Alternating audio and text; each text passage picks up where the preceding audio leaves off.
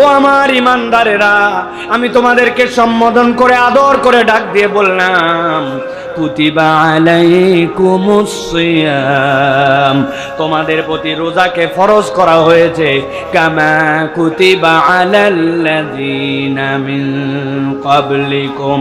এরকম ভেবো না এই সিয়াম কেবল তোমাদের প্রতি ফরজ, বরং আমি আল্লাহ বললাম আদম আলাইহিস সালাম থেকে ঈসা আলাইহিস সালাম পর্যন্ত যত পয়গম্বর এসেছে আর তাদের যত উম্মত এসেছে সবগুলার উপরে কোনো না কোনোভাবে সিয়াম ফরজ ছিল। কারো জন্য আশুরার সিয়াম ফরজ ছিল, কারো জন্য মুহররমের 1 থেকে 10 পর্যন্ত ফরজ ছিল।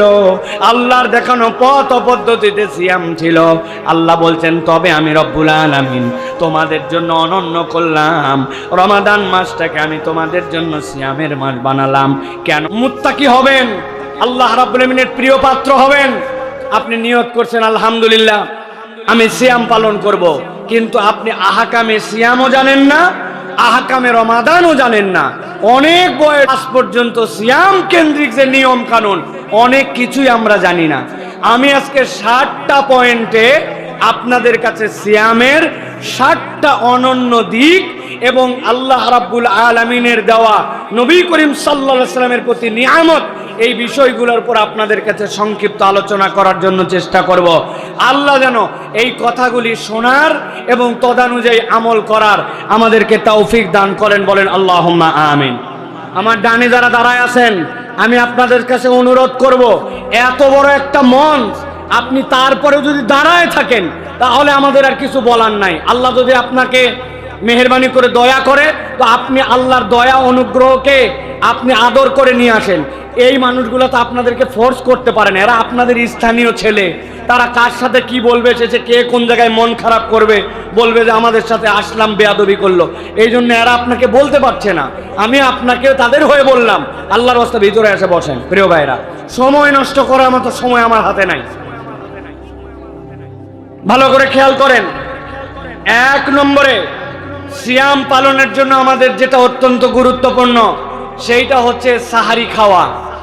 সাহারি কম বেশি আমরা সকলেই খাই, কিন্তু আমরা জানি না সাহারি খাওয়া উম্মতে মুহাম্মাদির জন্য আলাদা একটা ইবাদত। আপনি আপনার রোজাকে ঠিক করার জন্য, আপনি আপনার সিয়ামের কষ্ট লাঘব করার জন্য, দিনের বেলার তৃষ্ণার কষ্টকে লাঘব করার জন্য মনে করতেছেন আমি সাহারি খাচ্ছি, কিন্তু আমার নবী বলছেন তোমরা জানো না এই সাহারি হচ্ছে আল্লাহর পক্ষ থেকে তোমাদের জন্য একটা বরকত, আল্লাহর পক্ষ থেকে দেওয়া একটা নিয়ামত, আল্লাহর পক্ষ থেকে দেওয়া একটা ইবাদত। নবীজি বলছেন আস-সুহুরু আকলুহু বারাকা ফালা তাদউহু ওয়ালাউ আন ইয়াজরা আহাদুকুম জুরআতাম মিম্মা, তোমাদের মধ্যে থেকে কেউ যেন সেহরি খাওয়া ছেড়ে দিও না। 1 আঁচলা পানি পাইছো, কিচ্ছু পাও নাই, সময় আর নাই, ভাত খাইতে পারো নাই, কিচ্ছু মুখে দিতে পারো নাই, 1 গ্লাস থেকে একটু পানি ঢেলে আইয়া জরা, আল্লাহ নবী বলছেন 1 চুল্লু পানি খেয়ে নিও অন্তত। কি হবে তাহলে? এটা আল্লাহর পক্ষ থেকে তোমাদের প্রতি একটা বরকত, এবং তুমি যে সাহারি করেছো এই ইবাদত হিসাবে আল্লাহর কাছে এটা কবুল হয়ে যাবে। সুবহানাল্লাহ। তাহলে আমরা খাচ্ছি সাহারি, কিন্তু আল্লাহ রাব্বুল আলামিন আমাদের জন্য এইটাকে ইবাদত বানাচ্ছেন।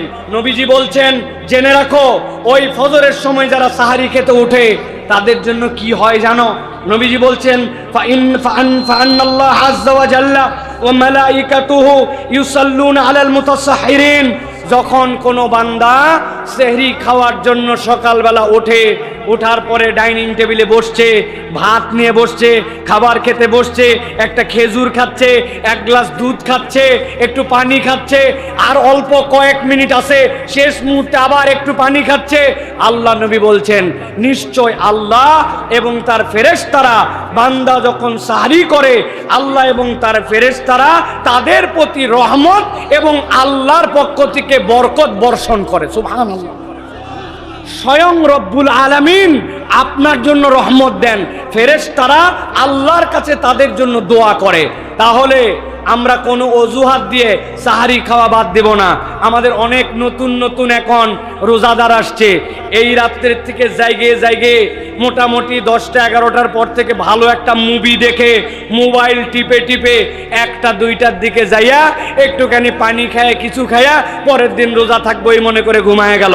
সাহারিও উপযুক্ত সময় করলো না, আবার ওই ব্যক্তি ফজরের নামাজও পড়লো না।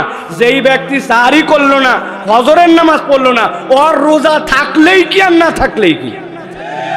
কথা ঠিক?